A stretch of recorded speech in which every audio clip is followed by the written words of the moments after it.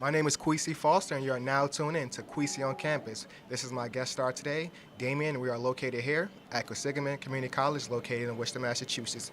We are now here in the Fab Lab, that brand new Quest Center, which recently opened up in January 2016. Damien, how are you doing today? I'm well, thanks. Thank you for having us.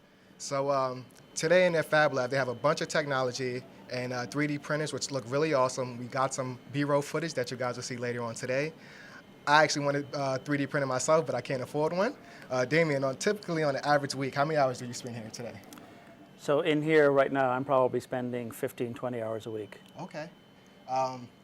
So the students' interaction, do they love it? Are they stressed about STEM technology in the Fab Lab, or are they excited? The students are wildly excited to be here. So this is something that we've needed here for a long time. And this batch of students feel like they're the lucky ones to be the ones kicking the tires on the lab. That's great. And I got a fun fact for you guys. Quinsigamond Community College is the first Massachusetts community college accepted into the Fab Lab network. There are 500 Fab Labs in 30 countries around the world. And another fun fact, it's the only Fab Lab located outside of the greater Boston area. Ready? And so can you explain some of the software, Damien, that the students use to create some of the things using 3D printers and laser cutting? So we have a number of software programs here. We do 2D design software. We use AutoCAD. We use Inkscape. We have a whole range of 2D design. For 3D design, we mostly use a program called SolidWorks. Okay. And so how did you get involved into STEM technology? So I worked in high tech for about 20 years, but always wanted to teach. And this opportunity came up at Quinsigamond, and I was excited to get the opportunity to come teach here. This is a beautiful lab. My eyes lit up when I walked in. I was actually excited because I wanted to have access and experience something like this, and I think it's great that you guys, like you said, now have access to deliver to students and people interested with innovative and entrepreneurial ideas. Can you tell me what's the most creative thing you've seen printed or made here yet? So we've done a number of things. One good example is our college mascot is a dragon called the Wyvern. Okay. So we have a model for the Wyvern, and we've printed a bunch of those on the 3D printer and handed them out to students, faculty. The president gives them as gifts to people who come visit. So that's one of the coolest things we've done. That's cool stuff. So with STEM technology and 3D printing in this lab that we have here today, 20 years from now, where do you see STEM technology in this Fab Lab's future students? Well, I hope we're on the cutting edge here, and I think we plan to stay on the cutting edge here. So, we will move with the technology. And I know you can, coordinate with people in different countries and work and collaborate on building ideas. Can you speak more so to that, how the students interact with other companies and people? One of the coolest things about the Fab Lab network is when a student here has an idea for a project, somebody has probably done something similar or done some of the groundwork for that project. So we can go to the Fab Lab network and we can leverage some work that's already been done, which gets us to our final product faster than we otherwise would be able to. So it's a tremendous network of people and resources around the world. So for most of the students who use the Fab Lab, what are the majors or the programs that they come from, the backgrounds of the students?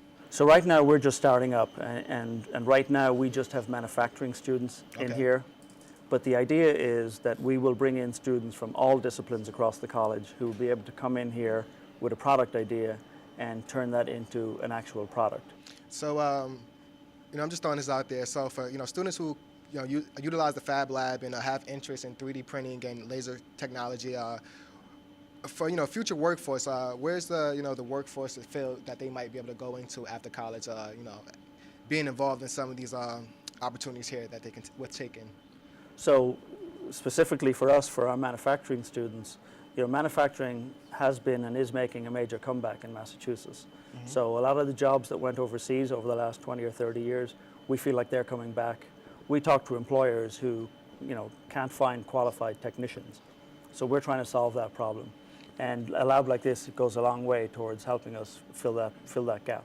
So with the filling that gap, so do you also, what would you say the Fab Lab substitutes for as far as resources and things being made today? Is there you had a 3D printer that prints things probably using plastic, so can you give me an idea of some things and materials that we use in everyday life that the 3D printers and the stuff and equipment in this lab can substitute?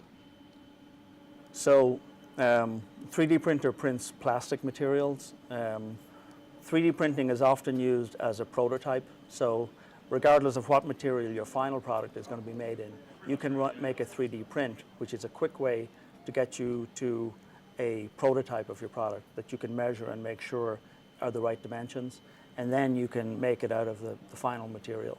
So if you had one thing that you wanted to make before the semester's over, what would you make in this Fab Lab? So one of the things we want to do here is make some printed circuit boards, which are actual electronic boards that work. And that is something that's done in the Fab Lab. We have some ideas about how we can make that process better. So that's one of the key things that we're working with students on now. And so, I know there's a lot of initiatives, pushing towards, the future of STEM technology. And so what would you say to, the students and the local children watching on the Worcester Television Network to encourage them to, stir up and take up STEM technology in future education? So the first thing I would say is come in and see us. And we will be setting up time for the wider community to come in and see us. Come in and see us, see the cool equipment we've got here. Kids can come in and make stuff. And I would also say, students who want to come to QCC are very lucky because they would be coming here at an awesome time because we have these new labs now that we didn't have before. So QCC is a lot better now than it was 5 years ago. I can tell you, I was surprised when I came up here excited. I seen a new building. This is a state-of-the-art technology. Most schools do not have this, and you're very fortunate. And I would say go Quinsigamond Community College, and I thank you for having me, Damien. It's a pleasure. You're welcome. Appreciate it.